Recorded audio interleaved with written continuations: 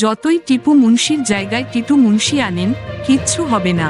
বিএনপির সহ আন্তর্জাতিক বিষয়ক সম্পাদক ও সাবেক সংসদ সদস্য ব্যারিস্টার রুমিন ফারহানা বলেছেন, দেশে যখন একটি অনির্বাচিত সরকার আসে এবং সেই সরকার মনেপ্রাণে বিশ্বাস করে যে জনগণকে তোয়াক্কা না করে ক্ষমতায় থাকা যায়, আর এটি যখন সত্যি হয়, তখন এই সরকারের কোনো ঠেকা পড়েনি।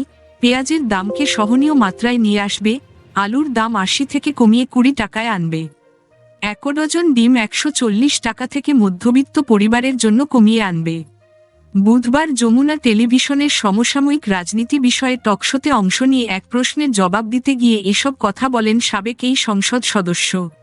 এর আগে টকশোর এক পর্যায়ে উপস্থাপক ব্যারিস্টার রুমিন ফারহানার কাছে জানতে চান, বর্তমান সরকারের প্রথম ইশতেহার ছিল দ্রব্যমূল্যের দাম নিয়ন্ত্রণে আনা।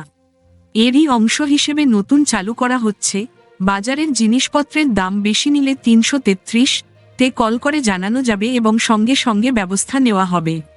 এই সুবিধা চালুর পরও কেন বিএনপির সঙ্গে জনগণ থাকবে বলে মনে করেন? জবাবে রুমিন ফারহানা বলেন, সব কিছুর সূতিকাগার হচ্ছে রাজনীতি। রাজনীতির বাইরে কোনো কিছুই নেই। দ্রব্যমূল্যের ঊর্ধ্বগতি থেকে শুরু করে টাকা পাচার, দুর্নীতি, মেগা প্রজেক্ট, মেগা লুট, মানবাধিকার লঙ্ঘন, বিরোধী দলের ওপর ক্র্যাকডাউন বা ভিন্নমতের ওপর দমন পীড়ন সবকিছু রাজনীতির মধ্যেই। তিনি বলেন, পেঁয়াজের দাম থেকে শুরু করে ভোট দিতে পারছি কিনা এগুলো প্রশ্নের জবাবও একই সূত্রে গাঁথা। সাবেক এই সংসদ সদস্য মনে করেন, যখনই একটি অনির্বাচিত সরকার ক্ষমতায় চলে আসে এবং সেই সরকার মনেপ্রাণে বিশ্বাস করে যে জনগণকে তোয়াক্কা না করে ক্ষমতায় থাকা যায়, এটিই যখন সত্যি হয়, তখন কোনো কিছুকেই পাত্তা দিতে চায় না। এটিই এখন ঘটছে বাংলাদেশে। তিনি বলেন, ৩৩৩ যদি কাজ না করে, তাহলে এই সরকারের কি যায় আসে?